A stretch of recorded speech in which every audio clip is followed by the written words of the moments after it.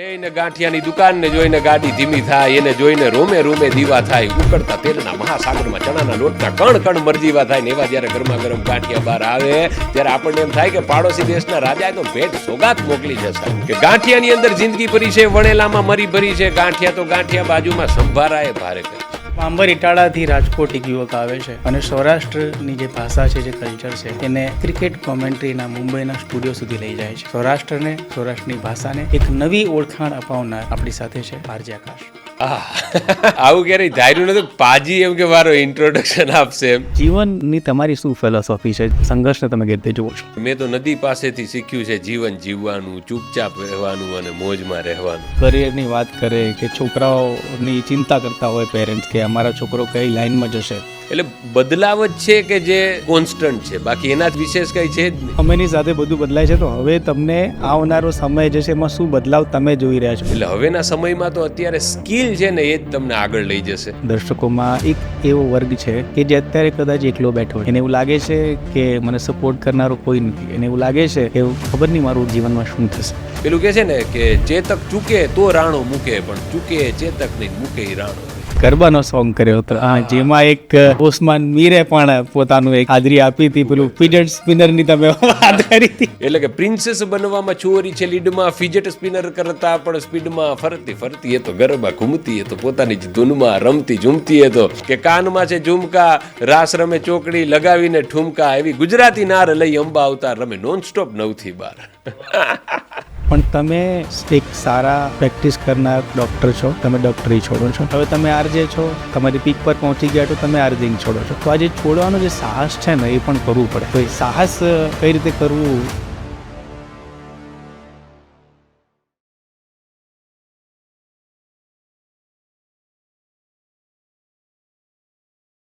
મિત્રો, પાંબર ઇટાળાથી રાજકોટ એક યુવક આવે છે અને સૌરાષ્ટ્રની જે ભાષા છે, જે કલ્ચર છે, એને ક્રિકેટ કોમેન્ટ્રીના મુંબઈના સ્ટુડિયો સુધી લઈ જાય છે.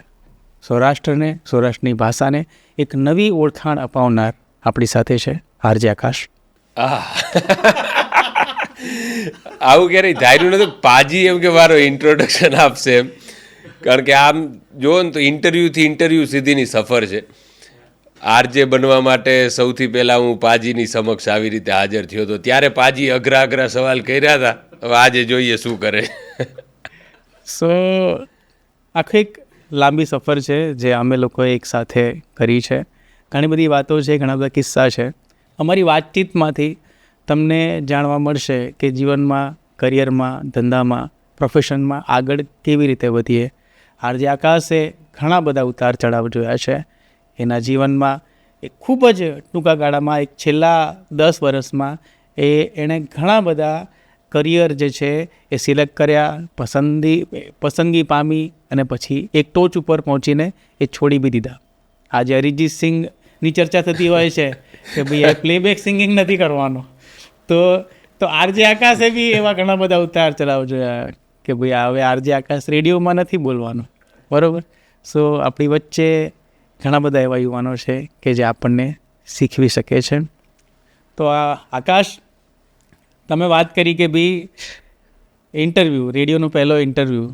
સો મારા માટે તો તમે ભલે ઇન્ટરવ્યૂ આપવા આવ્યા હતા, પણ એટ દેટ ટાઈમ તમે એક સફળ યુવક હતા જ, એક ડૉક્ટર, અને જેની પ્રેક્ટિસ બહુ સારી ચાલતી હોય, અને એવામાં તમને એમ ઈચ્છા થાય કે હું હજુ કોઈ પેરામીટર પર પોતાની જાતને મારી ચકાસણી થાય.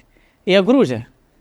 અઘરું હતું. એટલે ત્યારે તો એ સમય હું યાદ કરું તો કેવું છે કે રોજનું તાવ, માથું, શરદી, ઉધરસ, મેટોડા GIDCની અંદર ઇન્ડસ્ટ્રીયલ એરિયાની અંદર મારું ક્લિનિક ધમધમે, અને ધુરંધર ડૉક્ટરો બેઠેલા વર્ષોથી. પણ આ અમુક વસ્તુઓ લઈ જવાની હોય ને એને માટેનું પછી આપણે જોઈએ કે અચ્છા આવી બધી વસ્તુઓ થઈ એટલે આ મળ્યું. હવે ત્યારે મેં ઇન્ટર્નશીપમાં જ મારું એક દવાખાનું સ્ટાર્ટ કરેલું, અને હું GIDCની એક હોસ્પિટલમાં નાઇટ ડ્યુટી કરતો. ત્યાં મને એક મિત્ર મળે છે, ડેન્ટિસ્ટ મિત્ર મળે છે. એ રોજ રાજકોટથી અપડાઉન કરે ને રોજ રેડિયો સાંભળે. એટલે મારી વાતોમાં હંમેશા નીકળતું કે યાર હવે આ નથી કરવું, મારે કાંઈક ક્રિએટિવ કરવું છે. અને ભલે ક્રિએટિવિટીના પેરામીટર મારા બહુ લો હતા, કે આ ગાય માટે જેટલું જરૂરી ઘાસ છે, તું મારા જીવનની એવી આશ છે, મતલબ આટલી છીછરી શાયરીઓ લખતો હું ત્યારે. અને એણે કીધું કે ભાઈ તું રોજ કહેતો હશો તો એ કે જાતો ખરો એ કે રવિવારે જ છે એ કે બાકી આરજે બનવાનું ત્યારે મને હતું નહીં કે હું બનીશ. પણ પછી ઇન્ટરવ્યૂમાં આવ્યો અને હું કદાચ ઘણા બધા પોડકાસ્ટમાં બોલી ચૂક્યો છું કે જો પાજીએ મારો ઇન્ટરવ્યૂ ન લીધો હોત તો મને 3 મિનિટમાં જાપો બતાવી દીધો હોત કે ભાઈ તમે નહીં ચાલો. ઝાપો બતાવવાની વાત મિત્રો, આરજે હન્ટ અમે કરતા હતા અને આરજે હન્ટ હોય ને એટલે મેળો ભરાય ટેલેન્ટેડ યુવાનોનો. અને રાજકોટનો કે રાજકોટ આસપાસથી નાના નાના ગામડાથી એવો કોઈ ટેલેન્ટેડ યુવાન બાકી નહીં હોય કે જે આપણી સામે આરજે હન્ટમાં આવીને બેઠો નહીં હોય. 3 દિવસ થઈ ગયા હતા આરજે હન્ટ કરતા હતા અને લગભગ 1200 જેટલા યુવક યુવતીઓને હું મળી ચૂક્યો હતો. અને એવામાં એક એન્ટ્રી થાય છે સ્ટુડિયોની અંદર અને એ યુવક મારી સામે બેસે છે અને એ શરૂ કરે છે પોતાના ટેલેન્ટની પ્રદર્શન. કે પછી મિમિક્રી હોય કે પછી એની કવિતાઓ હોય. અને ત્યારે મને એક સેકન્ડમાં એવું સ્પાર્ક થાય છે કે હું જેને શોધી રહ્યો હતો કે હવે આપણે રાજકોટની સૌરાષ્ટ્રના લિસનર સામે જે વ્યક્તિને મૂકવો જોઈએ એ મારી સામે આવીને બેસી ગયો છે. હવે મારી જે શોધ છે એ પૂરી થઈ છે. એટ દેટ મોમેન્ટ મને આ ફિલિંગ આવી હતી. અને પછી અહીંયા સફર અટકતું નથી. હવે ચાલુ થાય છે કે હવે આ સિલેક્શન પામેલા વ્યક્તિને કંપનીમાં એન્ટ્રી અપાવી બેસાડવો એને ધારા ધોરણોમાં. એ ખૂબ જ ટફ હતું. પણ મને લાગે છે કે તમે મને ક્રેડિટ આપતા હો પણ એ સમયે એની જ જરૂર હતી.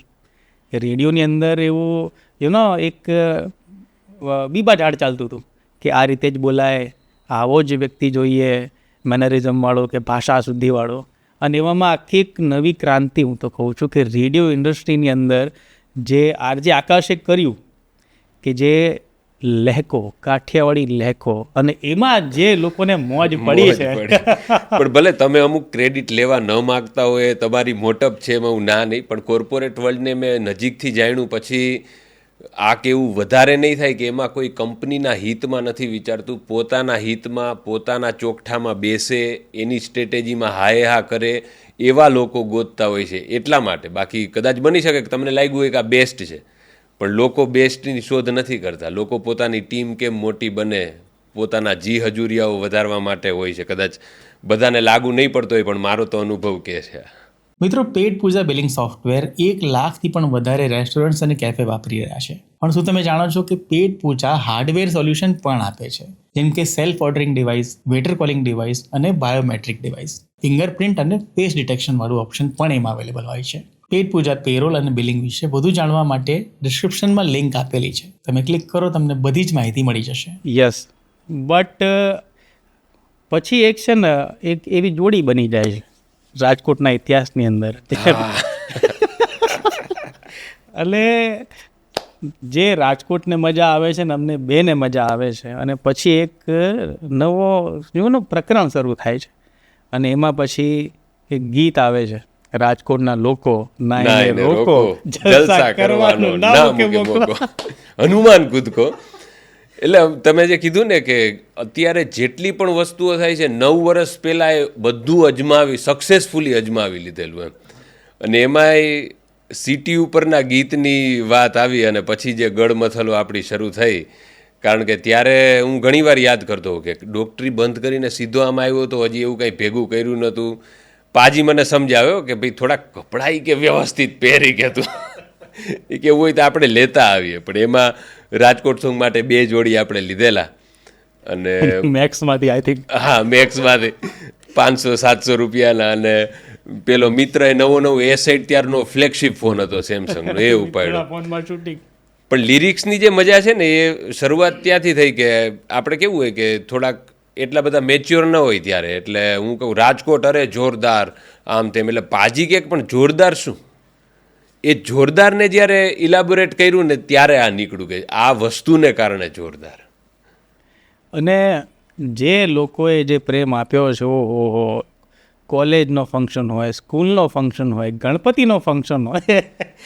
પણ પેલું કહેવાય છે ને, શાહરૂખ ખાન વિશે કહેવાય છે કે આપણા પેરેન્ટ્સ નહીં ગમતો હોય, આ જનરેશન નહીં ગમે, બાળકો નહીં ગમે, એક અમુક લોકોની એવી ફેમિલી મેં. તો રાજકોટનું સોંગ જે છે ને, નાના છોકરાએ સાંભળતા હોય, કોલેજમાં કોઈ પુણે ગયું હોય ત્યાંય સાંભળતું હોય, ઉત્તરાખંડમાં ફરવા જાય ત્યાંય સાંભળે, વડીલોય સાંભળે. એટલે આમ એક કમ્પ્લીટ પેકેજ આખું આવ્યું. એમ અત્યારે સોશિયલ મીડિયાનો સમય ચાલે છે અને ઘણા બધા યુવાનોને આ કરવું છે કે બી મારે કરવું છે, પણ મારી પાસે સાધનો નથી, સ્ટુડિયો નથી, સેટઅપ નથી. પણ આજે વાત ચાલી રહી છે ને રાજકોટના લોકો સોંગની, કે જે આરજે આકાશના કરિયરનો હનુમાન કૂદકો હતો. હવે એ ફોન જે હતો એ મોબાઈલની અંદર શૂટિંગ, મેં જ કર્યું શૂટિંગ. બાઇક હતી તો બાઇકે મિત્રોની માંગી લીધી, કાર હતી તો કારે મિત્રોની માંગી લીધી, એડિટિંગની જરૂર હતી તો એ બી મિત્રોમાંથી ગોઠવી લીધું. બધું જ જે છે ને એ ભેગું કરેલું, કશું જ ખરીદેલું નહીં. અને જે લોકોએ સ્વીકૃતિ આપી છે, તો આના વિશે થોડું આપણે પ્રકાશ પાડવું જોઈએ કે બધું તો તમારા માટે સેટઅપ તૈયાર તો મળશે નહીં, તમારે ગોતી લેવું પડશે. સાચી વાત છે. એટલે આપણે વાંચેલું હોય કે બધી વસ્તુઓ હાજર થાય એવું આદર્શ સમય આવવાનો જ નથી. જે છે એમાંથી તમારે શરૂ કરી દેવું પડશે. વર્ષો સુધી લોકોને એવું લાગ્યું કે આની પાસે તો 4 એકાવાળું બુલેટ છે, પણ એ નંબર પ્લેટમાં ખાલી 4 એકડા મારેલા બુલેટ એ બીજાનું હતું. એટલે જ્યારે કંઈક કરવું હોય ને ત્યારે ચાહ છે તો રાહ છે, આ બધું આપણે સાંભળેલું હોય. પણ જ્યારે કરવું હોય ને તમારો આઈડિયા છે ને એ બહુ મોટો થઈ જાય કે આ તો ડ્રીમ પ્રોજેક્ટ છે. અને ડ્રીમ પ્રોજેક્ટ જ્યારે આપણે નામ આપી દઈએ છીએ ને એમાં જ સૌથી વધુ વાર લાગે છે કે આને હું આમ કરીશ, તેમ કરીશ. પણ જે છે એનાથી શરૂ કરો તો ખરેખર નેચર જ કેવું ફાનસ જેવું છે. તમને 1 કિલોમીટર દૂરનું નહીં બતાવે, પણ જરૂરી તમારે 4 ડગલા માંડવા છે એનો તમને અજવાળું આપી દેશે. એટલે આ બહુ. જ્યારે બી કોઈ નાના સેન્ટરનો યુવક હોય ને, રાજકોટનો, જુનાગઢનો, જામનગરનો, એને એવું થતું હોય કે મારે અમદાવાદ કોઈ લઈ જાય ને મારું કરિયર અમદાવાદમાં શરૂ થાય ને તો હું ટોચ ઉપર પહોંચું. અમદાવાદને એવું લાગે કે હું મુંબઈમાં પહોંચી જાઉં ને તો હું આગળ વધું. મુંબઈવાળાને એવું લાગે કે મારે દુબઈ પહોંચી જવું છે. પણ મિત્રો, રાજકોટમાં રહીને આરજે આકાશે જે કરી બતાવ્યું એના કારણે ભારત આખાના જે આરજેની સામે આની કેસ સ્ટડી રજૂ થઈ કે ભાઈ આરજે આકાશ જે કરે છે ને એ તમે લોકો કરો. એ કેટલું પ્રાઉડની વાત છે. એટલે જ્યારે તમે કરિયરને કે તમે પેશન એવું વિચારતો ને મારે પેશનની દિશામાં જવું છે, તો આવું કંઈ કરીને બતાવવાની ક્ષમતા અને શક્યતા તમારામાં હોવી જોઈએ. સાચી વાત છે. અને એમાં પણ હું એવું માનીશ કે ટીમ વર્ક છે ને એને પેલું તો કોઈ પહોંચતું નથી. એટલે આપણે જે બંને લોકો ભેગા થયા કે જેને ઘડિયાળનું ભાન નહોતું, જે કોર્પોરેટ 9 થી 5 ચાલતું હોય એમાં તમે એમ કે રાત્રે 11 વાગે પણ પહોંચી જાઓ કે ભાઈ આવતીકાલે ગુજરાત ડે છે. તો એ સમયે એટલું સોશિયલ મીડિયાનું એટલું હતું નહીં કે દરેક દિવસો ઉજવાય, પણ આપણને એમ હતું કે આપણી ભાષા, આપણું ગુજરાત, તો એના ઉપર આપણે કંઈક લખ્યું હોય અને રાત્રે 11 વાગે રેડિયોના સ્ટુડિયોએ શૂટ કર્યું હોય, બોલ્યા હોય. તો જ્યારે આપણે સમયની પરિભાષામાં આપણે જ્યારે બંધાતા નથી અને જે કામ કરીએ જ ને એને કારણે મને એવું લાગે છે કે ઘણો ફાયદો થયેલો કે આટલે તો જ પહોંચી શકાય કે જો તમે ખાલી એક વ્યાખ્યામાં ન ચાલો. જો કોઈએ તમને બંધન આપી દીધા કે આ આમ આ તેમ, તો એ આપણી પોતાની ઊભી કરેલી જેલ થઈ જાય. કારણ કે લોકો જ તમને એમાં બાંધી દે કે તમે આ, પણ જ્યારે તમે એને સાંભળો જ નહીં ત્યારે તમને ખબર જ નથી કે આપણી લિમિટેશન શું છે. એટલે આપણે બેફામ હતા મે બી. જો એક તંત્ર હોય ને, ઘણા બધા લોકો જે જોબ કરી રહ્યા છે એ લોકો છે ને આમ ઘૂંટાતા હોય કે અમને સપોર્ટ કરવાવાળા લોકો નથી, તો કોઈ પણ ટીમની અંદર 4 લોકો એવા હશે કે જે તમને સપોર્ટ નહીં કરતા હોય, તમારા ટાંટિયા ખેંચતા હોય, પણ એકાદ કોક એવો બી હશે કે જે ઈચ્છતો હોય કે આપણે ભેગા થઈને કંઈક આગળ કરીએ, હે ને. તો આપણે એ વ્યક્તિની શોધ આપણે કરવી પડે, એના સુધી આપણે પહોંચવું પડે. સો ઓકે, હવે તમારા વિશે જે લોકો જોઈ રહ્યા છે, સોશિયલ મીડિયાથી જોઈ રહ્યા છે, હવે બહુ આગળ તમે નીકળી ગયા છો, બરાબર. એ ભાંબર ઇટાળાનો ગામ અને નદીના કાંઠે તમારું એક મકાન કે જેમાં નદીમાં જ્યારે ચડતી આવે ત્યારે ઘરની અંદર પાણી આવી જાય, બરાબર. અને એ વાત પણ યુવાનોને ખબર હોવી જોઈએ કે આમ જ અહીં સુધી નથી પહોંચી જવાતું. એ જ એટલે સૌથી પહેલાં મેં જ્યારે ડૉક્ટરી શરૂ કરીને ત્યારે હું 24 કલાક કામ કરતો. 9 થી 5ની ઇન્ટર્નશીપ, પછી ત્યાંથી 45 કિલોમીટર દૂર એક સાલપીપળિયા ગામ, ત્યાં 3-4 કલાક ક્લિનિક ચલાવવાનું. ત્યાંથી ઘરે જમી 16 કિલોમીટર અને તરત નીકળી જવાનું એક હોસ્પિટલ હતી, ત્યાં નાઇટમાં મેડિકલ ઓફિસર, ત્યાંથી પાછું સવારે ઇન્ટર્નશીપમાં. એટલે આ બધી વસ્તુઓની હસલ ઓલરેડી ચાલુ હતી. ઘર આપણે એવું જોયું હોય કે તમને વરસાદ આવે ને તો તમને ગમે નહીં, કારણ કે તમને ખબર છે કે હમણાં પાણી પડશે. ટીવી ઢાંકવાનું છે, ગાદલા ઢાંકવાના છે, અને આમ 3-4 ખાલી એવી જગ્યાઓ એવી રાખવાની કે જ્યાં સૂઈ શકાય. અને હું ઘણીવાર કહેતો છું ત્યારે તો મને ખરેખર ખબર નથી કે આને સ્ટ્રગલ કહેવાય. એમ થાય કે આવું જ હોતું હશે. અને આજુબાજુનો હું જે એરિયામાં રહેતો બધા એવા, એવું તો હતું નહીં કે આપણે બંગલો, તો બધા એવા કાચા મકાનો. અને હજી ત્યાંના હું મિત્રોને હજી યાદ કરું તો બધા એવા કે કોઈને વાળ કાપવાની દુકાન છે, કોઈ માટીના ઘડા વેચે છે, અને હજી આજે પણ કોઈ કડિયા કામ કરે છે. એટલે ત્યારેય શિષ્ટ લોકો કહેતા કે તમે આ તમારા મિત્રો ન હોય, પણ તમે જ્યાં રહેતા હોય એ તમારા મિત્રો હોય. અને એને કારણે જે ભાષા મને જે મળી ને ગામડાની, તો ધીરે ધીરે કરતાં એ ભાષાનો લહેકો છે એ લોકોને મંડ્યો ગમવા. એમ કે જે શિષ્ટ ભાષા હતી કે હું મારા મામાને ઘરે જાઉં તો એમ થાય કે ચલો બધા, તો આપણે ક્યારેક બોલતા કે હંધાઈને કીધું, તો હંધાઈ છે એ અમુક શબ્દ જ નથી. વ એટલે વાંસો, પણ આ વાહો, સ થી હ સુધીનું જે સફર છે ને, તો એ બધી વસ્તુઓ હતી. અને એ સ્ટ્રગલ હતી ને એમાં આમ ક્યારેક એમ થાય કે મજા હતી અત્યારે થોડુંક જોઈએ ત્યારે, પણ એટલા અનુભવો એમાંથી આપણને મળ્યા છે ને કે એને કારણે એ ક્યાં કામ આવશે એ ખબર નહોતી. આપણે એ વસ્તુ જે સુધારવી હતી ત્યારે આપણને એમ થતું કે જો આ સુધરી જાય ને તો આગળ વધીએ, પણ પછી ખબર પડી કે એ જ વસ્તુ લોકોને ગમે છે કે જે તમારી નાભીમાંથી આવે છે, અંદરથી ઉગે અને કોઈ ન પૂગે, એના જેવી ઘટના થઈ આખી. અને જો વાત આપણે રેડિયોની કરીએ, આરજેની કરીએ, તો એ જે આરજે છે ને એ ફિલ્ટરનું પાણી નથી, એ છે ને કૂવાનું પાણી છે. એ કૂવાનું પાણી હોય ને એમાં એ જગ્યાની, એ ધરતીની મીઠાશ હોય, અને એ જ એ ભાષા, એ લહેકો એ જ છે. પણ તમે જ્યારે આરજે હન્ટમાં આવતા હતા અગાઉ, તમે ઓલરેડી પ્રેક્ટિસ કરી રહ્યા હતા, સારી પ્રેક્ટિસ કરી રહ્યા હતા, પણ તમે વારંવાર રિજેક્ટ થઈ રહ્યા હતા. અને એ પણ તમારા લહેકાના કારણે, જે બદલી શકાય એમ નહોતું. અને એવામાં તમે નક્કી કરો કે ભાઈ આ તો આવું જ રહેશે ને આપણે આમ જ આગળ વધવાનું છે. એ જે સ્ટેટ ઓફ માઇન્ડ છે કે જે તમે પોઝિટિવ રહીને આગળ જતા હતા, નિરાશ નહોતા થતા, એ મારે જાણવું છે. એટલે આમાં તો સૌથી પહેલાં તો હું એમ કહીશ કે સિલેક્ટ થતા તો થઈ ગયો, પણ એની એક સ્ટોરી છે કે મુંબઈ જઈને કીધું કે અરે પાજી આ ના ચાલે, આને ગુજરાતી સરખું નથી આવડતું, ઇંગ્લિશ હિન્દી તો દૂરની વાત છે, પણ પાજી કે ના મારે તો આ જ જોઈએ, એવું પાજીએ કીધેલું. અને એને કારણે હું સિલેક્ટ થઈ ગયો. અને તમે જે વાત કરી ને કે આ લહેકો, તો બધા લોકો વાક્ય ગુજરાતીમાં શરૂ કરે, ત્યાંથી હિન્દી, ત્યાંથી ઇંગ્લિશ, પાછું ગુજરાતી, આવું બધું ઊંધિયા જેવી તો ભાષા ચાલતી હતી. અને એમાં પાછા ઓફિસમાં લોકો એવા કે મેં પેલો બીજો દિવસ હશે અને મિમિક્રી કરી હતી મેં કદાચ અમિતાભ બચ્ચનની કે દેવ્યોર સજ્જનો જૈસે કે આપ, તો બહારથી એ વ્યક્તિ આવે છે ને કહે છે કે આ તે કરી મિમિક્રી, હા, તો બીજી વાર ન કરતો એ. તો એક તો આ, અને ઉપરથી ઘરેથી પ્રેશર કે હજી તો ક્લિનિક સેટ થયું હતું, હજી આટલા વર્ષોની આખા પરિવારની સ્ટ્રગલ છે, હવે પૈસા કમાવાનો વારો આવ્યો ત્યારે તે આ થાળી ભાંગીને વાટકો કર્યો. અને બધી બાજુ જોવો તો ઇંગ્લિશ ચાલે, જે એક ટેગલાઇન હોય ને અમુક શબ્દ, જેમ કે આપણે બોલતા હોય બોલિવૂડ, તો એ કે it's not Bollywood, it's Bollywood. એટલે એમ થયું કે આ તો માયરા. અને એક તો આટલું પ્રેશર, એટલે ત્યારે હું માઇક ઉપર ફ્લેટ થઈ ગયો. ભલે હું 15 મિમિક્રીના અવાજ કાઢતો, આપણને એવું હતું. એટલે ત્યારે પાજીએ જ મને એમાંથી ખરેખર બહાર કાઢેલો, એટલા માટે કે હું લિંક લખું અને પાજીને કહું, પાજી કે ના ચાલે. એટલે પાજી એ મને એમાંથી 3-4 વાર, અને એના પછી જે ડ્રાફ્ટ આવવાના શરૂ થયા ને એ મુશ્કેલ સમય હતો. પણ પાજીએ કીધું કે ના, કરવાનું જ છે, કારણ કે ઓફિસ પછી ભેગા બેઠા હોય. અને ત્યારે ચા પીતે પીતે કે આનો આ એંગલ હોય, તે એંગલ હોય, એ બધી ટેકનિકાલિટી સમજીને, એટલે કહું છું કે સાથે કોઈ હોય ને તો ભાવ તરી જવાય. બાકી જો એ તમારી અગેન્સ્ટમાં હોય તો તમારો વિલ પાવર એટલે પહોંચે જ નહીં કે તમને સમાજ સામે એ વસ્તુ પ્રસ્તુત કરવાનો મોકો મળે. કરેક્ટ. અને એમાં પાછું જેમ આકાશે કીધું કે ભાઈ ઓફિસનું તમારે ઘડિયાળ જોઈને કામ કરો ને તો તમે ક્યાંય પહોંચો નહીં. ઘડિયાળ, કેલેન્ડર, વાર, તહેવાર બધું ભૂલી જવું પડે. ને એ બધું ભૂલીને અમે ખેતલા અપાએ બેઠા હોઈએ, મમ્માઈએ બેઠા હોઈએ, નકડંગે બેઠા હોઈએ. અને ત્યાંથી જ આ બધું નીકળ્યું છે ને કે ચાની વાત છે, કાંઈ નાની વાત છે. એટલે એ બધી વસ્તુઓ ચા ઉપર હોય, ગાંઠિયા ઉપર હોય. સવારના પોરમાં ફોન કરીએ કે પાજી, એટલે પાજી છે એ ઓલરેડી ગાંઠિયા ખાતા ઓફિસે આવી ગયા હોય.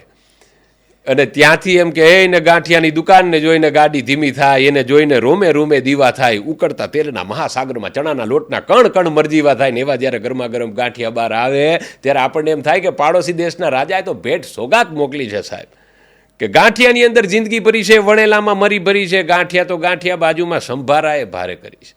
તો આ જે કલ્ચર હતું ને, આ હું કંઈક લખી આવું, પાજી છે એને ક્રિએટિવલી શૂટ કરે કારણ કે ઈ જનતા જ એવી છે કે કેવા કેવા જોક બનતા કે સ્ત્રી છે એ 6 મહિનાનું બાળક લઈને ડૉક્ટર પાસે જાય ને કે ડૉક્ટર સાહેબ હવે આને ગાંઠિયા દેવાય કે હજી ગાંઠિયાનો રસ છે એ ચાલુ રાખીએ કે ગાંઠિયા તમે લઈને આવો તો અકીલાનું અડધું પેલું સાઈ અંદર આખી ફાફડું હોય તો એની અંદર હેડલાઇન છપાઈ ગઈ હોય.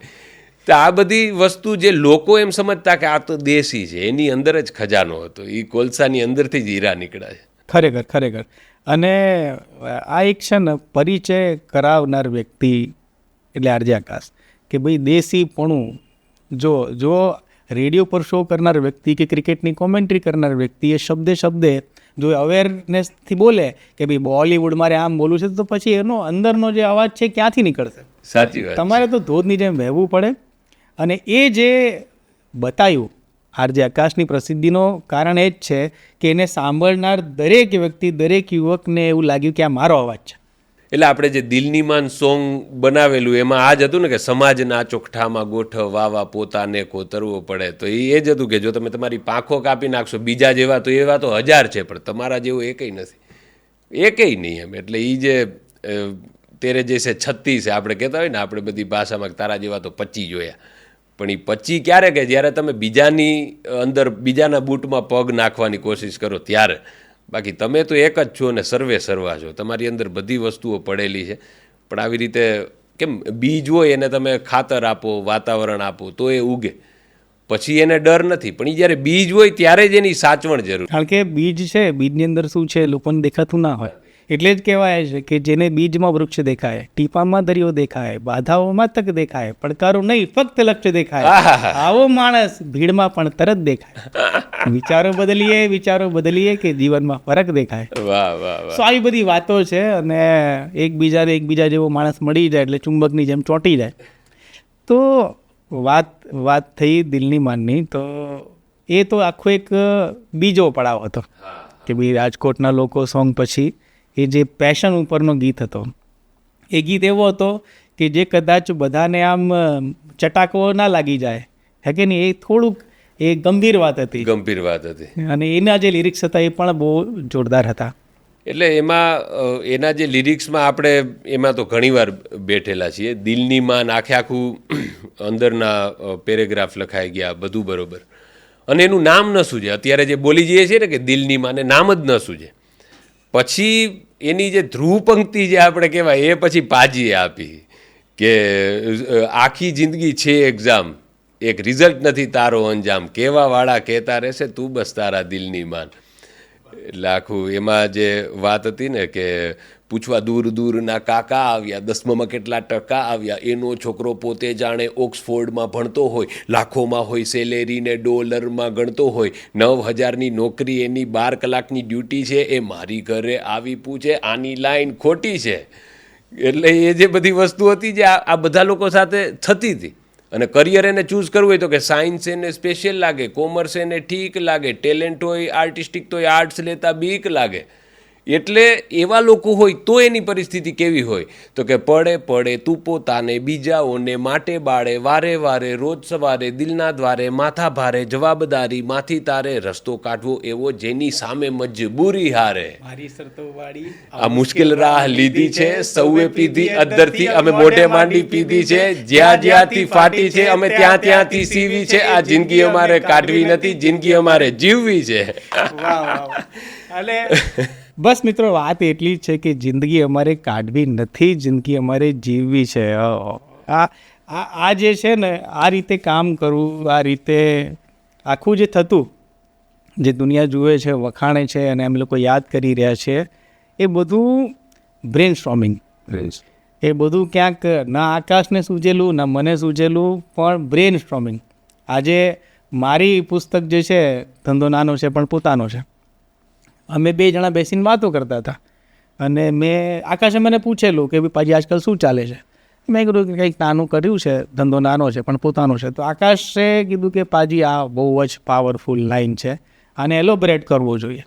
એટલે પછી એક કવિતા લખાણી કે ધંધો નાનો છે પણ પોતાનો છે, ધંધો ચાનો છે પણ મજાનો છે, ધંધો મજૂરીનો છે, હાથ કાળા કરીએ છે પણ સાંભળ્યું છે કોલસાની ખાણમાંથી જ નીકળતો હીરાનો ખજાનો છે. ધંધો નાનો છે પણ પોતાનો છે. પછી એણે પુસ્તકનો સ્વરૂપ લીધો તો તમારી સામે અનાયાસે ઘણું બધું ચાલી રહ્યું છે, પણ તમારી અવેરનેસ, તમારી જાગૃતિ કેવી છે કે જે કામનું છે એને તમે પકડી લો છો.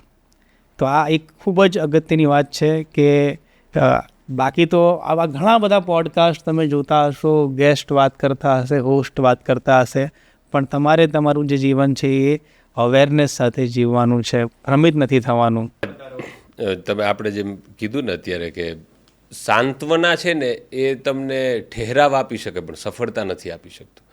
પેલું કહે ને કે એક ભૂખા દૂસરે કી ભૂખ સમજ सकता है लेकिन मिटा नहीं सकता. એટલે ત્યારેય જો સ્ટ્રગલવાળી સ્ટોરીઝ જોઈએ તો એમાં તમે એમ કે એવું નથી કીધું કે હા ભાઈ આવું થયેલું છે, એની સાથે કીધું છે કે આમાંથી બહાર કેમ નીકળવું. કારણ કે પાજીએ પોતે ઘણ ઉપાડેલા છે, એમણે પોતે મશીનો જોયા છે, એમના કારખાનાઓમાં એમણે કામ કર્યું છે. એટલે ડોક્ટરીમાંથી આ સફર જેટલી છે એના કરતાં એક સ્ટેપ આગળ છે કે કારખાનાઓમાંથી જે ફેમિલી બિઝનેસ હોય એની અંદરથી કલમ પકડવી. કારણ કે જ્યાં લોઢું ને આ બધી કેવી વસ્તુઓ છે કે એમાં એક ઘણ મારો અને ગોબો પડી જાય, ત્યારે એવી તાકાત કે જેની અંદર કોઈ વજન નથી પણ એ તમે લખો એટલે એનો વજન એવો પડે કે ભલભલાને આમ પેલું કરાવી દે કે શબ્દો તારે છે, શબ્દો મારે છે, શબ્દો કોઈને કંઈ સારું જ્ઞાન આપી શકે છે. એટલે શબ્દોમાં જે તાકાત છે એ તમે આપી. એટલે કોઈ પણ તમારા જીવનમાં એવું કોઈ હોય કે જેની સાથે તમે રહેતા હોય તો એકલી સાંત્વના કામ નથી આવતી. અહીંયાથી બહાર કેમ નીકળવું એનું સતત પ્રયત્ન એ જ જીવન છે. બાકી કાંઈક ને કાંઈક તો ચાલવાનું જ છે, ચાલતું જ આવ્યું છે. સો આકાશ, આપણું એક ગમતું આપણે બંનેની એક રાજેન્દ્ર શુક્લની પંક્તિઓ છે કે આ અહીં પહોંચ્યા પછી એટલું સમજાય છે, આ બધું તો કરતું નથી, આ બધું તો થાય છે.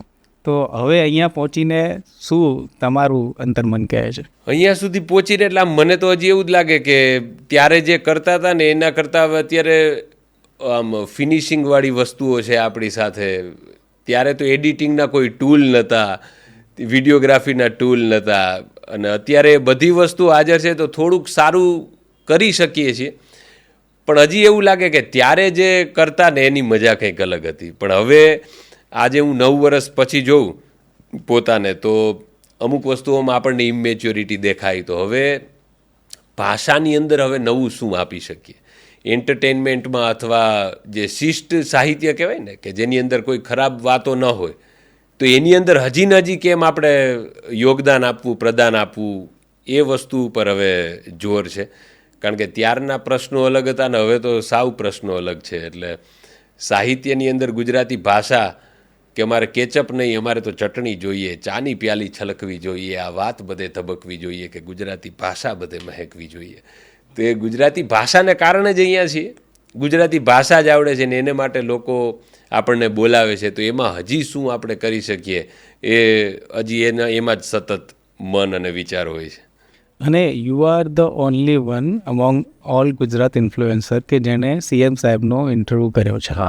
તો એ જે તક હતી કે એ જે વાત હતી, એ જે મુલાકાત હતી, એનો અનુભવ કેવો હતો? અરે બહુ અદ્ભુત. કારણ કે બધા લોકો જે કહેતા હોય પણ એટલા નિખાલસ માણસ છે અને એવી રીતે બધી વાતો એમણે જે શરૂ કરી, એટલે આમ શું કહેવાય કે એક તો એમના CM હાઉસની અંદર આખા કાફલા સાથે જવું, બધું ચેકિંગ થાય, અને આપણે ચલો રેડિયોના કારણે અમુક આવી પર્સનાલિટીઝને ઓલરેડી મળતા રહેતા હોઈએ, પણ છતાંય જ્યારે તમે આખું ઘર આપણાથી હેન્ડલ નથી થતું તો એમ કે આખું રાજ્ય જે હેન્ડલ કરતા હોય, દેશ હેન્ડલ કરતા હોય, તો એમના કેવા પ્રશ્નો હોય એની તમને થોડીક ઝાંખી છે એ તમને મળે. કારણ કે પેલું કહે ને કે you can not please everyone, બધાને તમે ખુશ નથી રાખી શકતા, છતાં સાથે લઈને ચાલવા માટે એક નિખાલસ સ્વભાવ જોઈએ, એક અંદર એક ધાર્મિકતા પણ રહેતી હોય.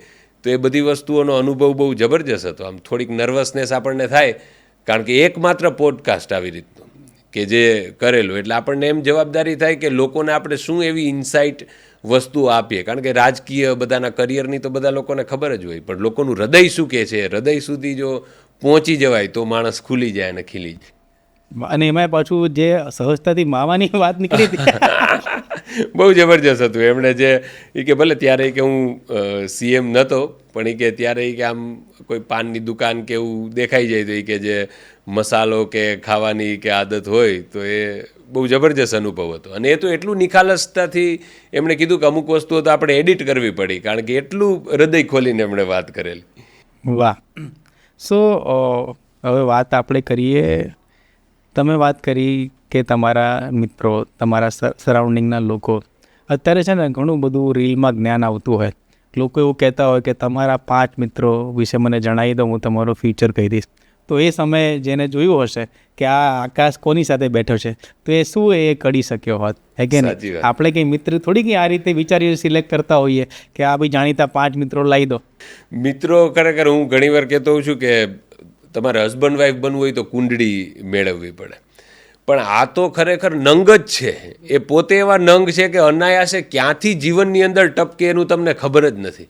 તમે રોજ ચા પીવો છો ને કોઈ મિત્ર બની જાય, જીમ જાઓ છો ને મિત્ર બની જાય, કોલેજની અંદર તમારી બેન્ચ ઉપર બેઠો હોય, ક્યારેક તો બેન્ચ ઉપર જે તમારી બાજુમાં બેઠો હોય એ મિત્ર ન બને, પણ કોઈ એમ કહે ને બંક મારવો છે અને બીજો કહે કે હા, તો એ છે એ ભાઈબંધ બની જાય.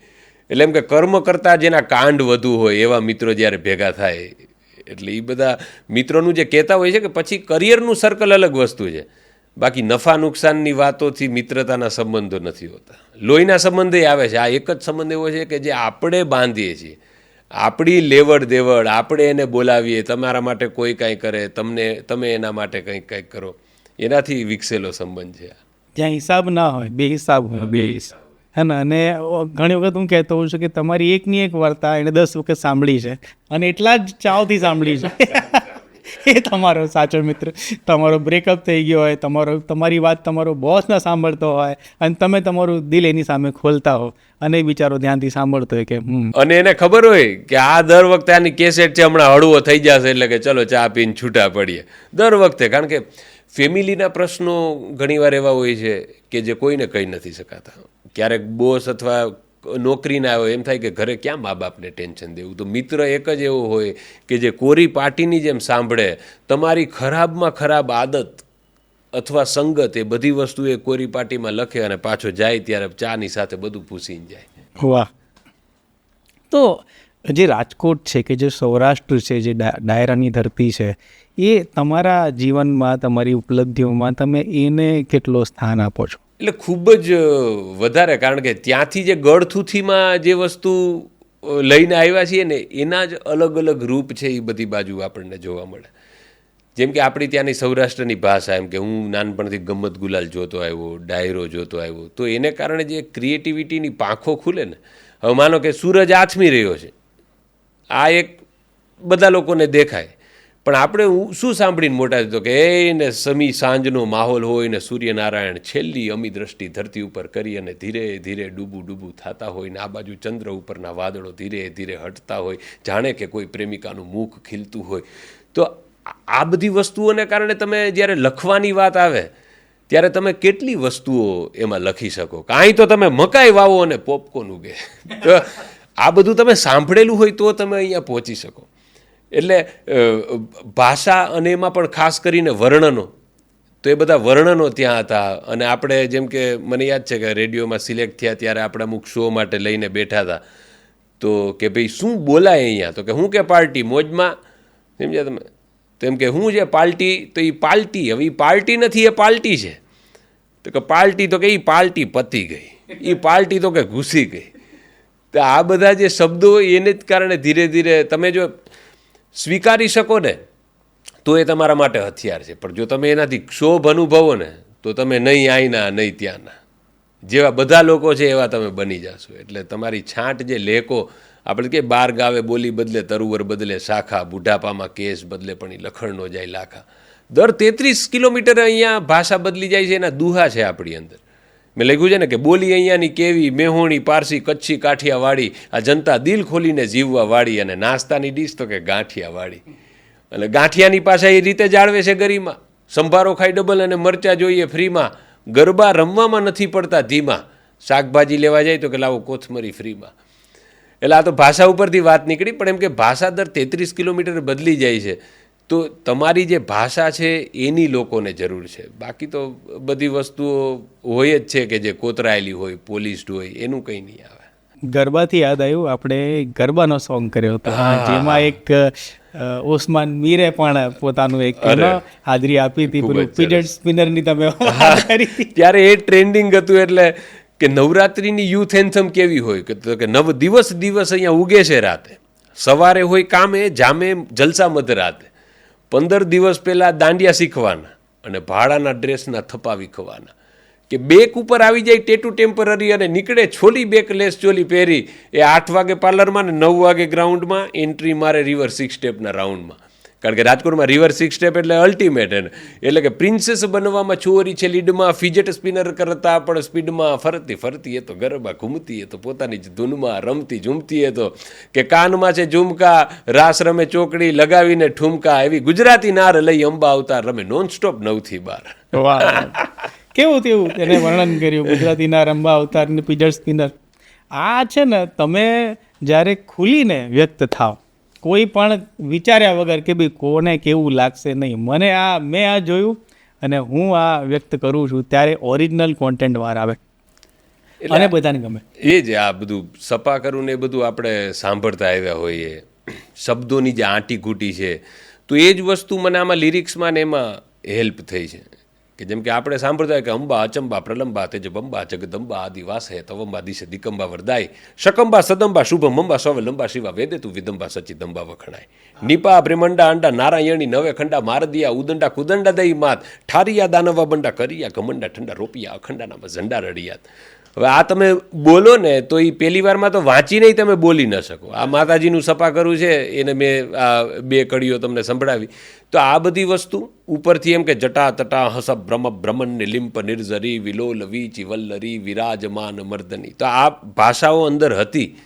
તો એને કારણે જ્યારે હું કાંઈ પણ લખવા બેસતો તો એની છાંટ છે ત્યાં મને જોવા મળી કે હાઈવે ઉપર લાઇનમાં કાઠિયાવાડી હોટલો, ખાટલા ઉપર બેસી ખાઈ વઘારેલો રોટલો, ચાના ચરતા કોટા ને ડાયરાના તાન, ચોકે ચોકે ખૂણે ખૂણે આવે ડિલક્સ પાન. સમજો તમે? તો આ શબ્દોની આટીઘૂટી છે કે જેને કારણે આપણને છે ને એ લખવાની અંદર એ ફોર્મ ખબર પડે કે આ કયો છંદ હશે, કે આ કાંઈ વર્ણ સગાઈ છે, કે આ ત્રોટક છંદ છે. તો એ અનાયાસે એ નોલેજ આવેલું છે. આપણે માધ્યમમાં રહ્યા છીએ, બરાબર. આપણે જેના માટે એક સમય સપનું હતું કે ભાઈ આપણે રેડિયોમાં કામ કરીએ, અને રેડિયોમાં આપણે કામ કર્યું અને આખા માધ્યમને આપણે અસ્ત થતા જોયું, હે ને. એ રેડિયો એટલે યુવાનો માટે આમ કે મારે આરજે બનવું છે, અને આપણી સામે એ માધ્યમ જે છે એનો સૂર્યાસ્ત થઈ ગયો. આજની તારીખે બધા લોકોના મેસેજ આવતો હોય કે આરજે કઈ રીતે બનાય.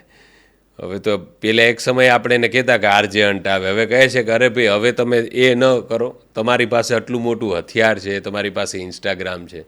માધ્યમ એટલે તમારો અવાજ છે એ લોકો સુધી પહોંચવાની વાત છે. તો અત્યારે તમારી પાસે માધ્યમ છે તો એનો ઉપયોગ કરી અને તમારે કામ શરૂ કરી દેવું જોઈએ. બાકી તો આરજેઇંગનું ત્યારે હું 2016માં રેડિયોની અંદર આવ્યો, અને એક તમે ખાલી કોન્ટેસ્ટ કે જેની અંદર તમે કદાચ પાવર બેંક જીતાડતા હો અને 50-60 લોકોના ફોન, 150-200 મેસેજ, અને એના પછી પર ડે 1 GB થયું 3 થી 4 મહિનામાં, કે જે 1 કે 2 GB આખા મહિનાનું વાપરતા હતા એ રોજનું માંડ્યા વાપરવા. ત્યારથી જે આપણે ધીરે ધીરે જોયું ને કે લોકો પોતાની પસંદગીના સોંગ છે એમાં 2 મિનિટ એડવર્ટાઇઝ સાંભળી લેશે, પણ એમ કે રેડિયો ઉપરથી ધીરે ધીરે થોડુંક શિફ્ટ થવા માંડ્યું.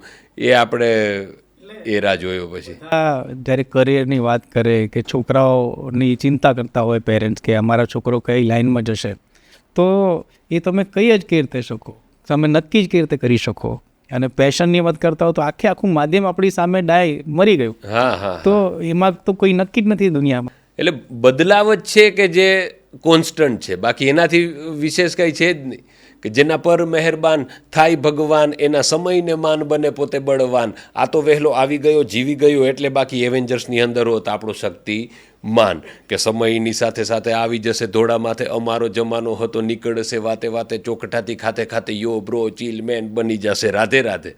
કે રેડિયોથી ટીવી, કેસેટથી સીડી, ચેન્જ અમે જોયો પેરી ચશ્મા 3D, કાનમાં કહેતું છૂંદણાને ટેટું, જૂના માટે નવું બધું રાહુ કહેતું. કે ચિપ્સ મૂકી સાઈડમાં ફ્રેન્ચ ફ્રાઈઝ લેતું, વિદેશી થઈ ગયું આપણું બટેટું. એટલે આ જે છે ને સમયની સાથે બધી વસ્તુઓ, કે માં થઈ મોમ અને બ્રો થયો ભાઈ, સમયની સાથે બધું બદલાય, જે ના બદલાય એ ભૂતકાળ થાય. આ તો હકીકત છે. સમયની સાથે બધું બદલાય છે. તો હવે તમને આવનારો સમય જે છે એમાં શું બદલાવ તમે જોઈ રહ્યા છો, તમે જે ઓબ્ઝર્વ કરી રહ્યા છો? આવનારો સમય છે ને, હું આને આમ પેલું એક્સપોનેન્શિયલ જે શબ્દ છે કે 1 ના 2, 2 ના 4, 4 ના 8, કે એક સમયે માચીસની શોધ થઈ તો એને શોધ થઈ અને સામાન્ય માણસ વાપરતો થયો એના વચ્ચે 100 વર્ષનો સમય હતો, મેં એવું સાંભળેલું છે. રેડિયોની શોધ થઈ, લાયસન્સ હતું અને સામાન્ય માણસ વાપરતો થયો તો એના વચ્ચે 50-60 વર્ષ નીકળી ગયા. તો એને હવે જે છે ને સમયગાળો ઘટી રહ્યો છે કે જે વસ્તુ માનો કે અપનાવતા આપણને મોબાઈલ આવતા આપણે 20-22 વર્ષ થયેલા કે તમે કોલેજમાં હો ને આવે, તો એ વસ્તુ હવે સીધું જન્મતા આવે કે અમારે તો આ તરત યુટ્યુબ છે એ તરત ખોલી લે છે, સમજ્યા તમે? તો આ જે ઝડપ છે ને એ વધી રહી છે. પહેલાં જે 6 મહિને થતું એ 1 મહિનાની અંદર થાય છે, પહેલાં ટ્રેન્ડ 3 મહિના ચાલતો એ અઠવાડિયાની અંદર જતો રહે છે. એટલે હવે છે ને સમયને પારખવા માટેની શક્તિ છે એ અલગ લેવલે કામ કરતી હોવી જોઈએ. કારણ કે તમે કરિયરની વાત કરો, રિલેશનશિપની વાત કરો, તો જે તમે ધારતા હો તો પછી ખબર પડે કે તમે જ ધારતા હતા. લોકો છે હવે એનાથી આગળ નીકળી ગયા છે. એટલે હવેના સમયમાં તો અત્યારે સ્કિલ છે ને એ જ તમને આગળ લઈ જશે. એવી વસ્તુ કે જેમાં તમારો કોઈ જવાબ નથી. એવું નથી કે પહેલો નંબર બનવાનું છે કે આ એટલે આ જ નહીં, પણ તમારી પાસે એવી આવડતોનું છે. હવે એવું નહીં થાય કે આની પાસે BCom છે, MBA છે, આની પાસે ડૉક્ટર છે. તમને આવડે છે શું, એની ઉપર બધી વસ્તુઓ જઈ રહી છે. વાહ, તો તમારા આવડતની વાત છે આ તો ભાઈ, આવડતની જ વાત. એટલે ડિગ્રી તો કોઈ જોવાનો છે નહીં. અત્યારે તો સૌથી મોટી ડિગ્રી જાણે કે પેલું ગોલ્ડન બટન ને સિલ્વર પ્લે બટન ને ડાયમંડ પ્લે બટન. એટલે એ હવે અચીવમેન્ટ થઈ ગયું છે. અમુક લોકો આપણે જેવા ઓળખતા કે જ્યારે યુટ્યુબ પ્રોફેશન નહોતું ત્યારે એ લોકો એટલા પેશનેટલી બનાવતા, તો હવે તો અત્યારે તમે નાના બાળકોને કદાચ સ્કૂલમાં ને એમાં પૂછો ને તો એમાં એમ કે યુટ્યુબર બનવું, ઇન્ફ્લુએન્સર બનવું, આ જવાબો આવી ગયા છે. એવું છે. પણ આ ઇન્ડસ્ટ્રી જે રીતે રેડિયોનો સમય હંમેશા ના રહ્યો, ટીવીનો સૂર્ય અસ્ત થઈ ગયો, એવો સોશિયલ મીડિયાનો પણ જમાનો હંમેશા રહેવાનો નથી. એટલે હું પર્સનલી આ કોઈ ડેટા બેઝડ વાત નથી કરી રહ્યો, પણ મને એવું લાગે છે કે 3 થી 4 વર્ષની અંદર શું છે કે જે લોકો તમારા માટે તાળીઓ પાડતા હતા એને પોતાને હવે બીજાની તાળીઓની જરૂર છે. પહેલાં 100 લોકો હતા, હવે 1000 છે, એક્સપોનેન્શિયલ, હવે 10,000 લોકો છે. બધા માટે કહેવા માટે કંઈક વાત છે. ત્યારે હું જે વાંચતો હોઉં છું એ પ્રમાણે છે ને, નીશ જેની પાસે હશે ને કે આની પાસે તો કે ભાઈ ખાલી વાર્તાની જ વાતો છે, આની પાસે તો કે ખાલી ફૂડની જ વાતો છે, એવા લોકો કે જેનું જેન્યુન ઓડિયન્સ એમણે ગેધર કરેલું હશે એ લોકો વધારે ચાલશે. બાકી એમ કે જસ્ટ ફેમસ છે અને એમ કહેશે કે તમે આ સનસ્ક્રીન લઈ લો તો એવું નહીં લે. એટલે 5 થી 10 વર્ષમાં હજી તો ક્રિએટિવિટી વધવાની. પણ મને એક એવું પણ લાગે છે કે બહુ ઓવર કન્ઝમ્પશન થઈ રહ્યું છે. શેરીના નાકે કોઈ રેકડીવાળાને કોઈ લાફો મારે એ પણ સોશિયલ મીડિયામાં આવી રહ્યું છે. કોઈ જગ્યાએ ઉત્તર પ્રદેશમાં નાનકડી ચોરી થાય તો એ પણ તમે તમારા સિટી પેજીસમાં ને એમાં બધામાં લઈ રહ્યા છો. એટલે જો બધું બહારથી આવશે તો અંદરથી કાંઈ નહીં આવે. ઇન્સ્ટાગ્રામની બધી વસ્તુના આપણે ગ્રાહકો છીએ. માનો કે હું પાજી મને નથી ગમતા તો એ મને એવી 20 રીલ બનાવશે કે જે મને રીઝન આપશે કે આ વ્યક્તિ નથી તમારા માટે.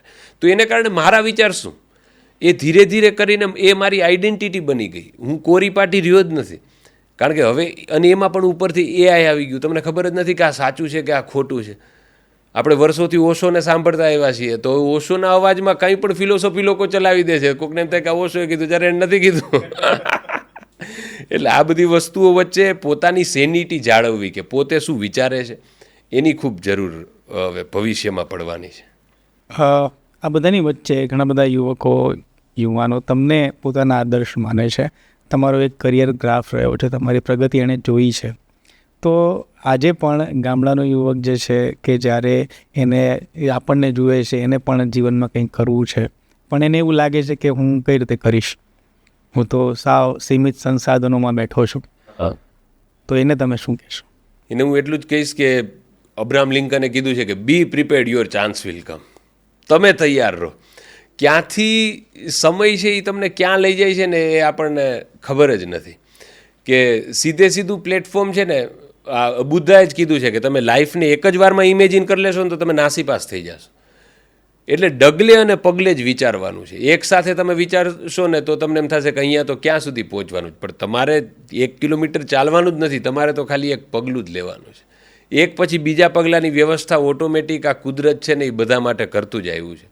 એકવાર મેં તો જીવનમાં અનુભવ્યું છે કે એકવાર તમે ફ્રી ફોલ થવાની પરમિશન આપો ને કુદરતની સામે, કે મારો આ નિયતથી ડિસિઝન છે કે હું મારી નિયતથી આ વસ્તુ વિચારું છું, તો 2 વસ્તુ સામે આવે જ છે. કોઈનું જીવન પચતું નથી અને રોટલી શાકમાંથી કોઈ જતું નથી. આ જે બધી ગળમથલ છે ને એ આપણે સારામાંથી વધુ સારા જવા માટેની છે.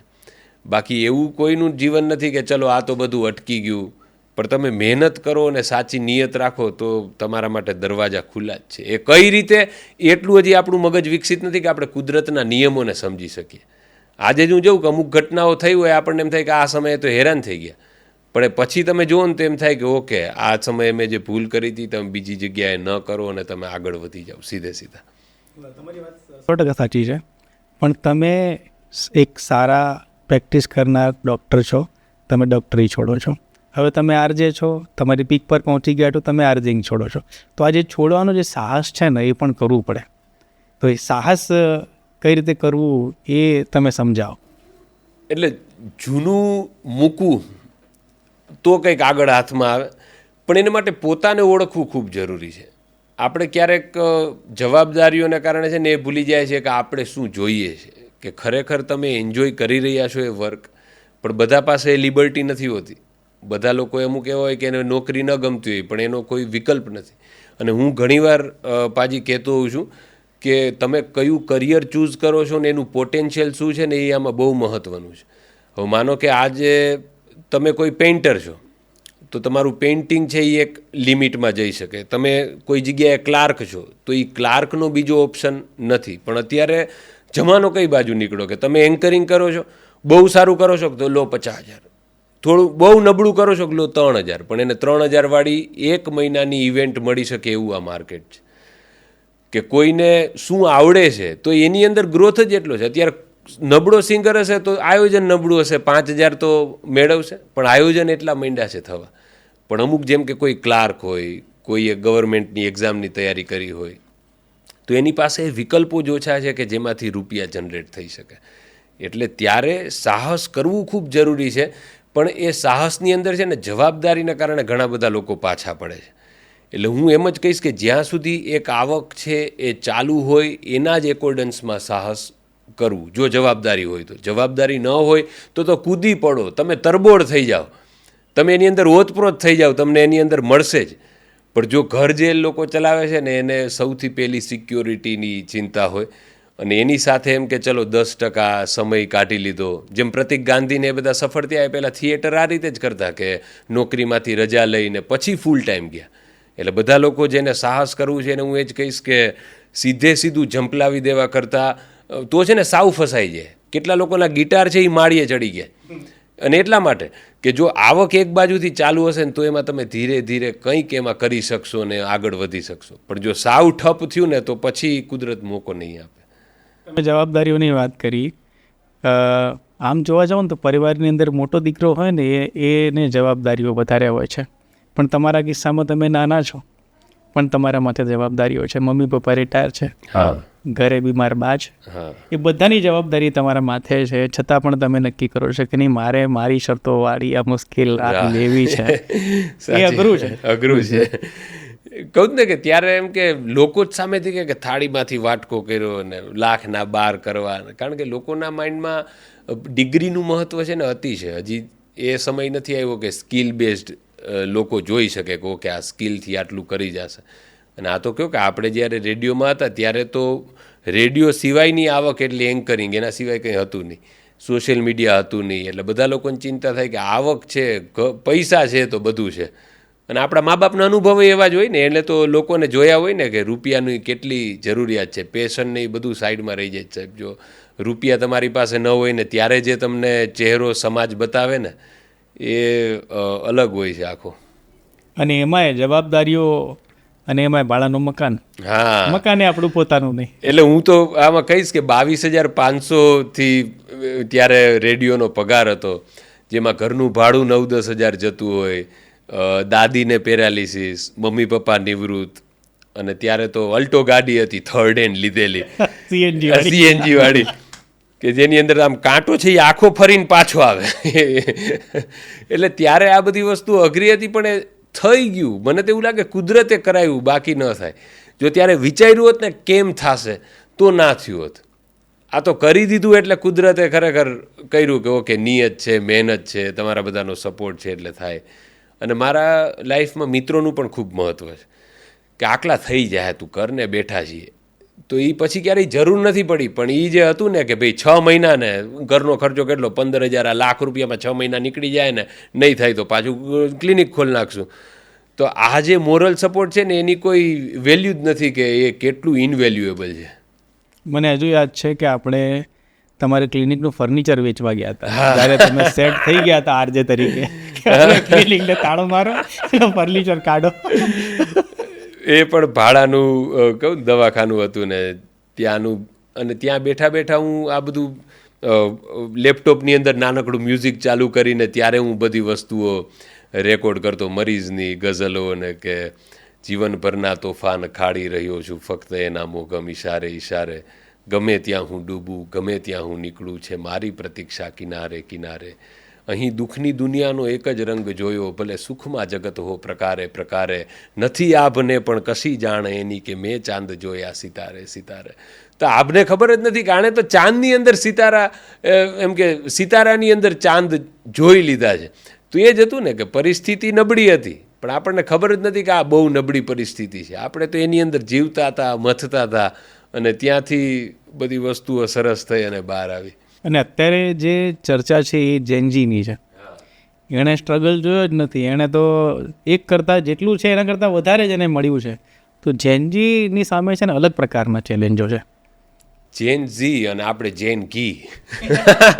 કારણ કે આપણા મા બાપને એમ જ હતું કે કાંઈ પણ સોલ્યુશન તો કે ઘી ખાઓ, દૂધ પીવો. એટલે જેન ઝી છે ને, મને ઘણીવાર હું જોઉં ને તો મિલેનિયલ્સ કરતાં અથવા આગલી જનરેશન કરતાં સ્ટ્રેટ ફોરવર્ડ છે ને એ એનું સૌથી મોટું સારું પાસું છે કે જે એને લાગે છે એ કહી શકે છે, એ વ્યક્ત થઈ શકે છે. આખું જીવન કોઈના માનો કે ટોક્સિક નેચર હોય તો એને કારણે કાઢી નથી નાખતા, એને રોકે છે કે ભાઈ આ મારી બાઉન્ડ્રી છે, 5 વાગી ગયા, હવે મારો પર્સનલ ટાઈમ છે. અને આપણે અગાઉની જે જનરેશન હતી એને જવાબદારીનું ભારણ જ હતું એવું કે હું નહીં તો આ બીજા 4 લોકો આજથી 5,000 ઓછા પગારમાં કામ કરવા માટે બેઠા જ હશે. એટલે આપણે છે ને વ્યક્ત નથી થઈ શક્યા. આપણે અમુક ફેશન છે એ તમને કરવાની ઈચ્છા થઈ હોય તો 4 લોકોએ તમને ટોયકા હોય, કારણ કે એ લોકોને એ ઢાંચાની બહારનું જોવાની આદત જ નથી. એટલે હવેની જે જનરેશન છે ને એ એક્સપ્રેસિવ છે, એ વોકલ છે, એ પ્રેમ થાય તો બોલે છે, ધિક્કાર થાય તો એ કહી દે છે. આપણે બધું મનમાં રાખેલું. હજી આજ દી સુધી હું એમ કે મારા ફાધરને આઈ લવ યુ ન કહી શક્યો હોય, મમ્મીને છૂટથી આપણે કહી ન શક્યા હોય, વ્યક્ત થઈ શકીએ, પણ એ બધી વસ્તુને કારણે એ જનરેશનના જમા પાસા પણ એટલા છે. મને એવું લાગે છે કે જો અલ્ટિમેટલી શું છે કે માણસ અનુભવથી શીખે છે, અને જેનજી છે ને પોતાનો અનુભવ પોતે જલ્દીથી જલ્દી કરી લેવા માંગે છે, એટલે જલ્દી ઠોકર ખાશે, જલ્દી શીખશે. હા, સાચી વાત છે. સ્પીડ વધી રહી છે. જુઓ ને, અમુક રિપોર્ટ આવે છે કે જેટલું અગાઉની જનરેશન જેટલું દારૂ પીતી એટલું જેનજી છે એ આલ્કોહોલ કન્ઝમ્પશનમાં નથી એમ.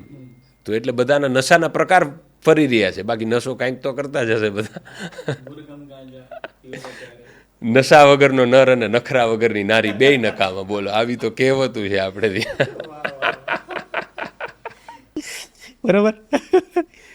ઓકે, સો એક વ્યક્તિ જ્યારે પોતાના કરિયરના ટોચ ઉપર હોય છે ત્યારે ઘણા બધા લોકો એને પોતાની સંસ્થામાં લેવા માંગે છે, અને એમાં આકાશ સાથે જે કિસ્સો થયો છે, મેં તો મારા જીવનમાં એવું ક્યારેય સાંભળ્યું નથી કે કોઈ કંપનીના લોકો તમારે ઘરે આવી જાય, મમ્મી પપ્પાને સમજાવો.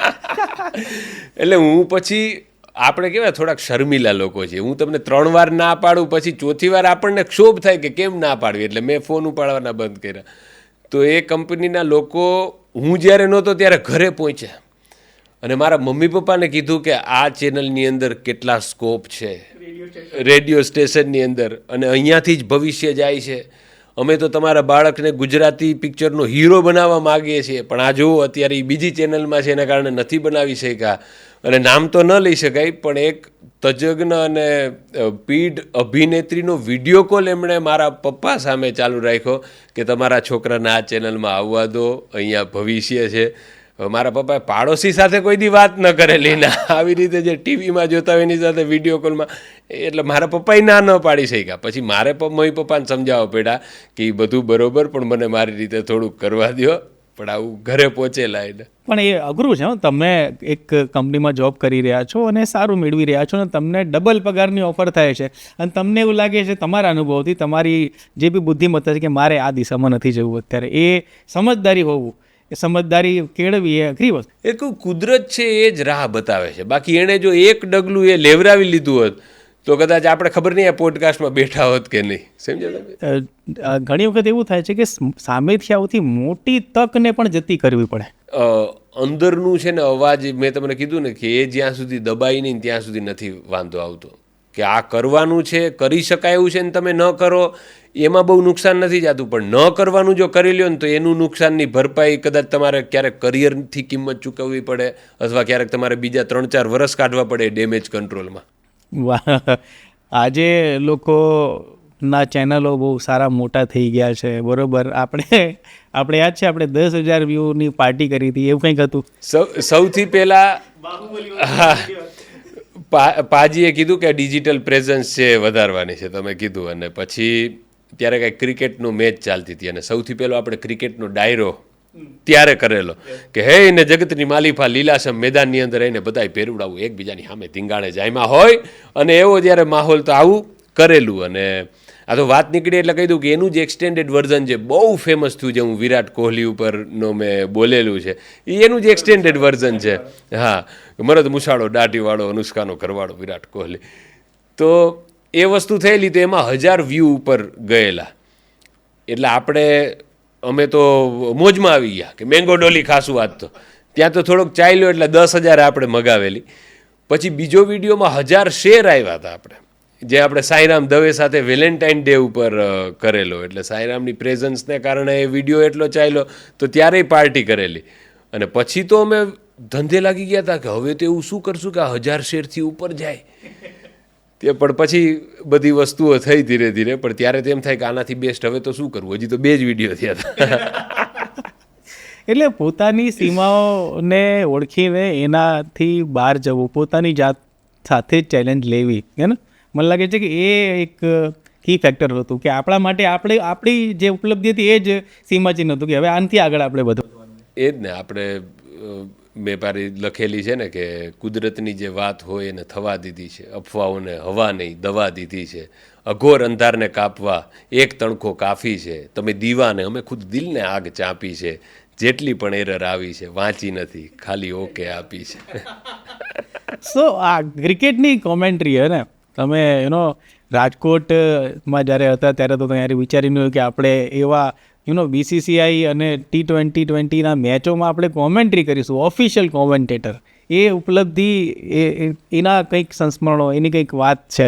અરે એ તો ખૂબ જ જબરજસ્ત છે. કારણ કે ગામડે તમે પતરાવાળી નળિયાવાળી દુકાનની અંદર યુવરાજની 6-6 જોઈ હોય. પછી ધીરે ધીરે મિમિક્રી હું કરતો હતો રવિ શાસ્ત્રીની, હર્ષા ભોગલેની. અને એકવાર રાજકોટમાં નવું ખંડેરી સ્ટેડિયમ બન્યું અને પહેલો જ મેચ ઇંગ્લેન્ડની સામે, ત્યારે મારું ક્લિનિક હતું અને બરોબર રવિ શાસ્ત્રી સામેથી ચાલીને આવે, અમે ટિકિટમાં ચેક કરાવવાની લાઇનમાં. અને મેં કીધું રવિ શાસ્ત્રીનો હું ફેન, મેં કીધું there is a 6 and it's a balle in the crowd, the way goes Yuvraj Singh. અને રવિ શાસ્ત્રી એવો સામેથી ચાલીને હાથ મિલાવ્યો. એ મારી પહેલી મોમેન્ટ એવી હતી કે જેમાં મજા આવી ગઈ કે એમ થયું કે કંઈક છે આપણી અંદર કે આપણે આવું કંઈક કરી શકીએ છીએ. અને પછી મેં બરોબર 2022માં રેડિયો મૂક્યો અને રિજિયોનલ લેંગ્વેજની અંદર કોમેન્ટ્રી શરૂ થઈ અને એનું ઓડિશન આવ્યું. તો એ ઓડિશનની અંદર જ્યારે સૌથી પહેલી વાર તમને એવું હોય કે તમે આટલા બધા લોકોને સાંભળ્યા છે, હર્ષા ભોગલેને તમે કહે કે yes welcome back to Chinnaswamy stadium in Bengaluru and it's India versus Australia second. આવું હું ત્યારે ગોખેલું કરતો બધી વસ્તુઓ. સચિનનો અવાજ કાઢવો અને ટોની ગ્રેગને yes as you can see MST 91 from 79 deliveries. પણ આ હવે કરવાનું હતું ગુજરાતીમાં અને પોતાનું કરવાનું હતું. એટલે એ જે અનુભવ રહ્યો, સૌથી પહેલાં કોમેન્ટ્રીનું ઓડિશન આપ્યું, સિલેક્ટ થયો અને એના પછી મોટી પરીક્ષા આવી. કારણ કે આપણને તેમ કે જે જોઈને બોલવાનું હોય ત્યાં તો અહીંયા હેડફોન પહેર્યો હોય, એમાં 2 લોકો બોલતા હોય, પ્રોડ્યુસર અને ડાયરેક્ટર, અને તમે વાત કરી રહ્યા છો મેચ ઉપર.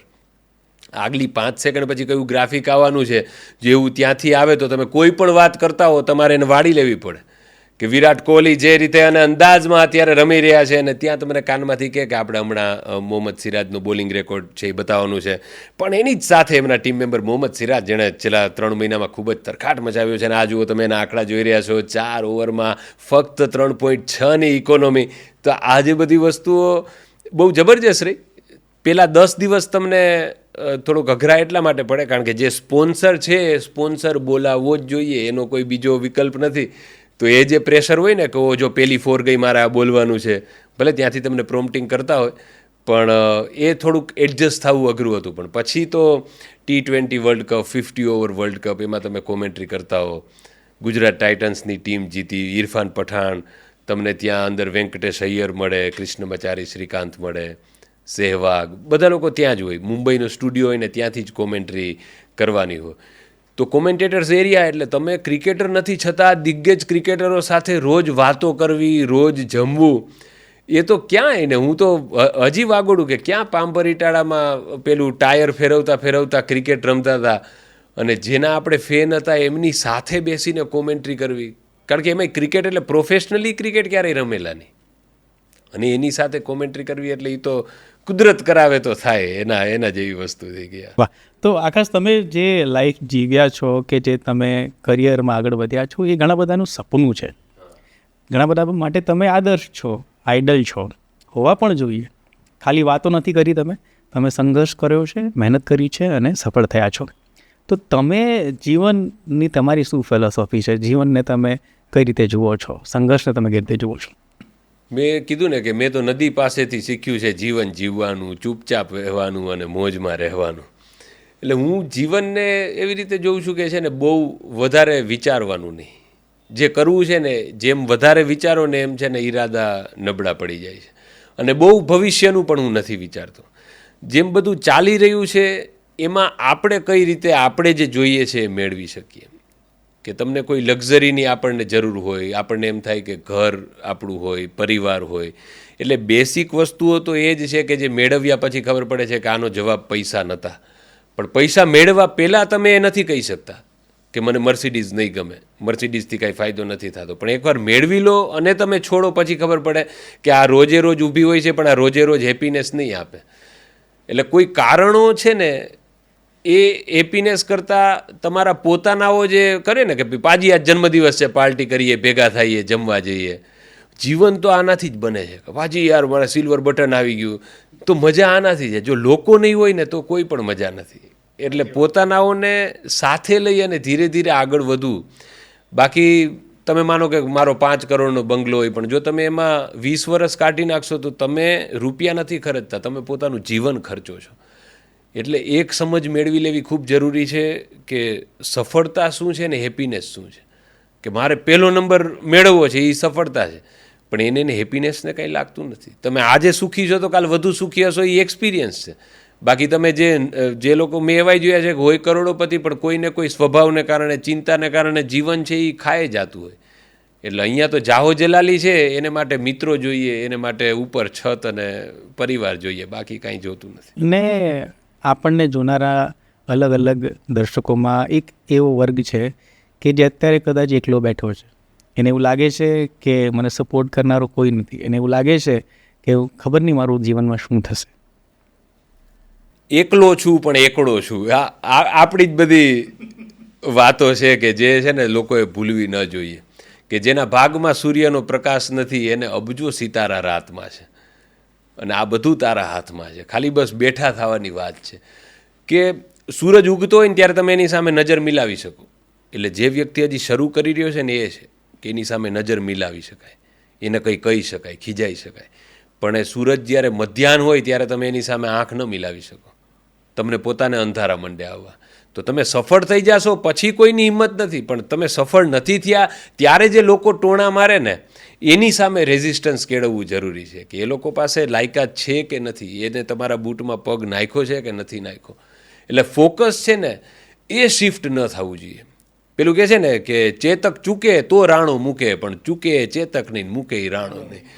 તો આમાં ચૂકવાનું નથી એવી કોઈ શક્યતા જ નથી. કે તમે શું કહેવાય તમારું લક્ષ્ય ફિક્સ હોય ને ત્યારે થાય, પણ વિવરિંગ માઇન્ડ ન જોઈએ.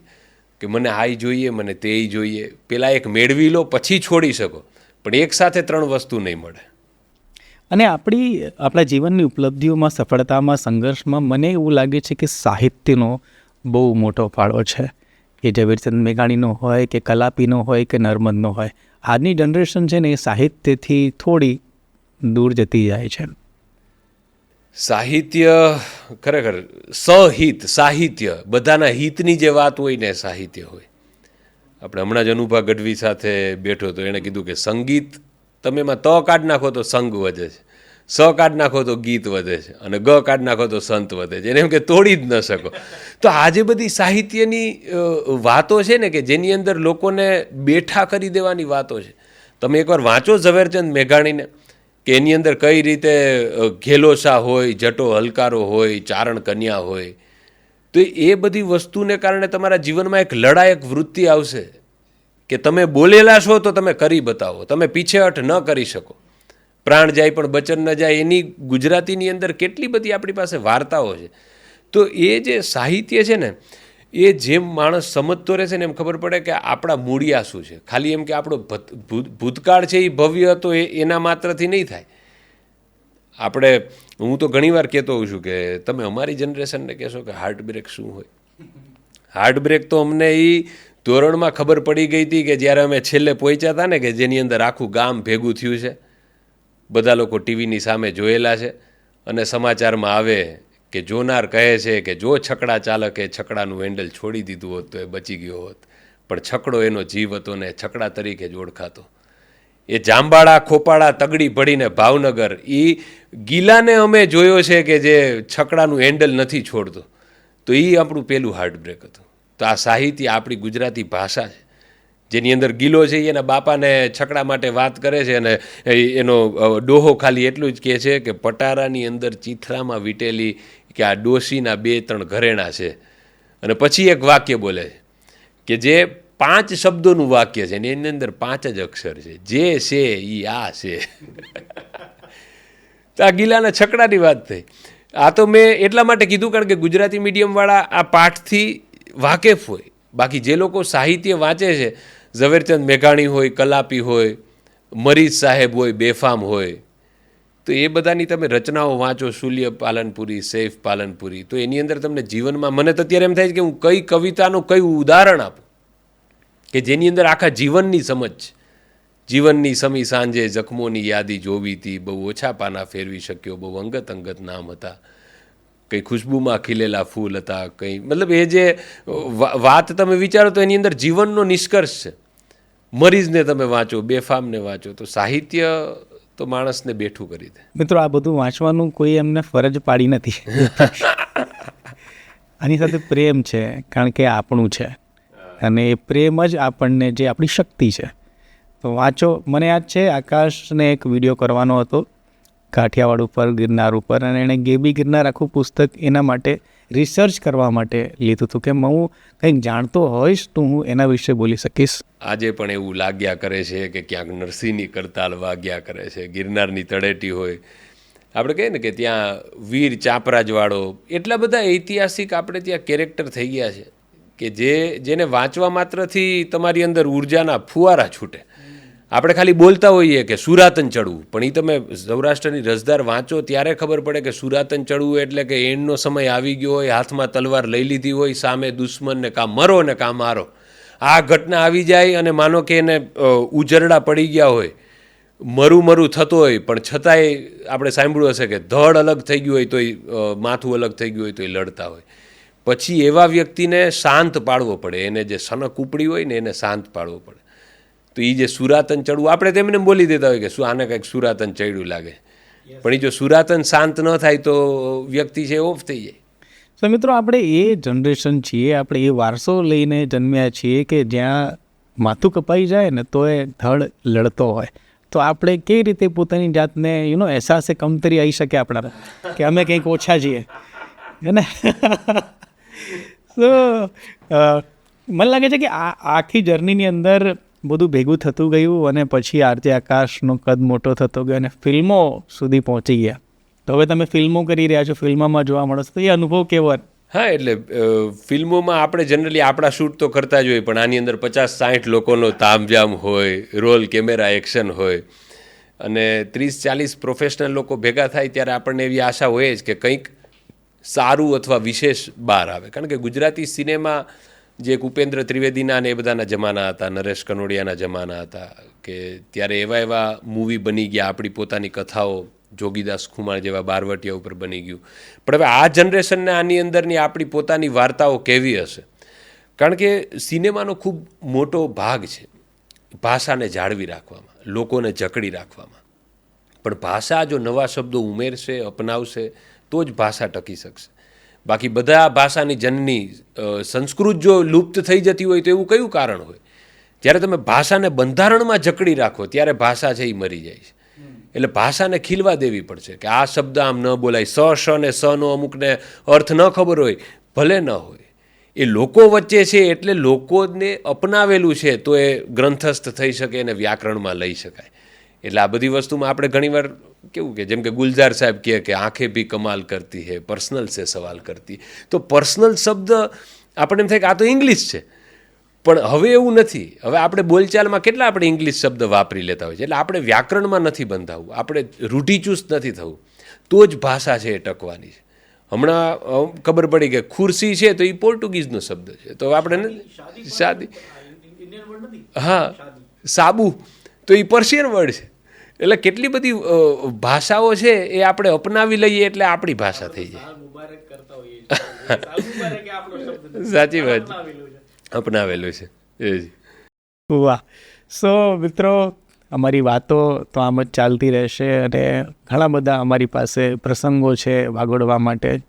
હવે સમયની મર્યાદા છે પોડકાસ્ટની, એટલે અમે આશા રાખીએ છીએ કે તમને અમારી વાતોમાંથી જીવન પ્રત્યેની કંઈક દ્રષ્ટિ મળી હશે, અથવા તો કંઈક અમારો વિચાર જો તમારે કામે લાગે તો અમને એવું લાગશે કે અમારું જીવન છે એ લેખે લાગ્યું છે. તો આકાશ તો આપણા પરિવારનો સભ્ય છે, છતાં પણ એ આજે ગેસ્ટ છે એટલે આપણે આભાર તો માનવો પડે. 9 વર્ષ થયા અમારી મિત્રતાને, અને પાજી કે પોડકાસ્ટ એટલે મેં કીધું આમ તો વાતો જ છે ને, કારણ કે અમે તો એકબીજાના અંગત જીવન આપણે એટલા જાણીએ છીએ, આપણને ખબર છે કે કઈ વસ્તુઓમાંથી પસાર થયા છે. ત્યારે આપણને કોઈ પણ જો સવાલ જવાબનું ફોર્મેટ પકડીએ ને તો એ છીછરું લાગે, પણ આમાં આપણે લોકોની અંદર ઉર્જા ભરવી છે, બધા લોકો પોતાની ઉપર વિશ્વાસ રાખે. એ જે પાજીનું અભિયાન છે, ધંધો નાનો છે પણ પોતાનો છે, બસ આ એની જ એક પહેલ છે કે તમે પણ કરી શકો છો. ભલે 99 લોકો ના પાડે, પણ જ્યાં સુધી તમે અડગ છો, તમે અફર છો. વાહ. તો અવાજ સાથે જ આપણે વિરામ લઈએ છીએ. ફરી પાછું નવા પોડકાસ્ટમાં આવા જ નવા ગેસ્ટ સાથે, આવા જ નવા કોઈ વિરલા સાથે આપણે મળીશું. ત્યાં સુધી યાદ રાખજો, ધંધો નાનો છે પણ પોતાનો છે. Thank you.